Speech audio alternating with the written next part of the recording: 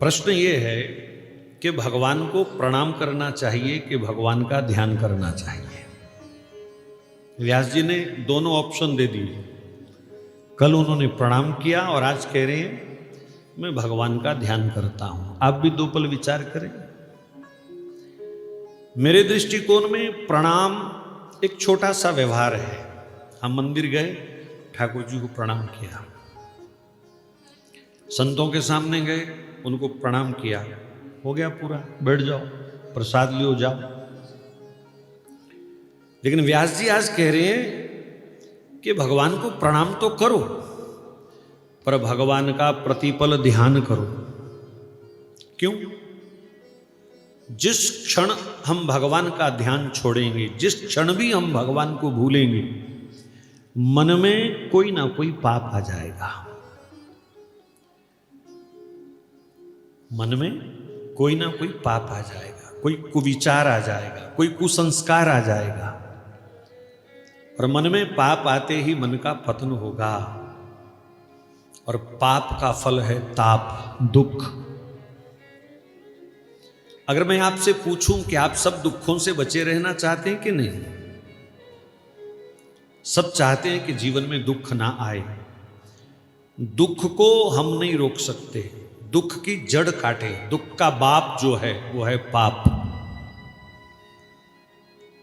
हमारे द्वारा किया हुआ कोई पाप ही दुख बन करके हमारे जीवन में आता है। अब प्रश्न है कि सब दुखों की जड़ पाप है, उस पाप को कैसे काटा जाए? तो व्यास जी कहते हैं प्रतिपल भगवान का ध्यान करो, प्रतिपल भगवान का स्मरण करो।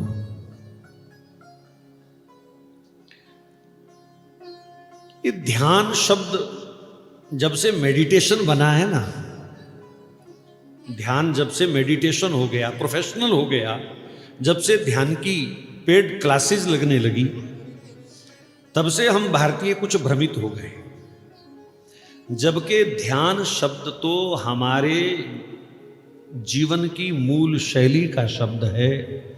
भैया सब्जी अमनिया करो ध्यान से, झाड़ू लगाओ ध्यान से, कपड़े धोवो ध्यान से, रोटी बनाओ ध्यान से, गाड़ी चलाओ ध्यान से, पढ़ाई करो ध्यान से। ऐसा कौन सा कार्य है जिसमें हम ध्यान शब्द का प्रयोग नहीं करते थे? अब क्या करें जी? गाड़ी चला रहे हैं तो ध्यान करने बैठ जाएं, ऐसे कमर सीधी कर ले में, आंख बंद कर ले में। मतलब गाड़ी चलाओ और ध्यान भगवान में रखो, स्मरण भगवान का करो। कोई भी कार्य है भगवान को याद करते हुए वो कार्य करोगे, मन पाप में नहीं जाएगा। और पाप से बच गए तो ताप से तो बच ही जाएंगे। मन और पानी ये दोनों नीचगामी हैं। जल को ऊपर चढ़ाना हो तो यंत्र चलाना पड़ता है, और मन को ऊपर उठाए रखना चाहते हो तो भगवान के स्मरण का मंत्र चलाना पड़ता है। जल को यंत्र ऊपर उठाएगा और मन को मंत्र ऊपर उठाएगा। बस ये अगर सोच हमारी बन जाए तो संसार का कोई भी दुख हमें छू नहीं सकता। तो व्यास जी का सुझाव आपको कैसा लगा? उस सत्य स्वरूप परमात्मा को हम अपनी बुद्धि में धारण करें, उस सत्य स्वरूप परमात्मा का हम सदा ध्यान करें। भगवान का ध्यान छूटेगा, पाप मन में आएगा, पतन होगा, जीवन व्यथित हो जाएगा, दुखी हो जाएगा।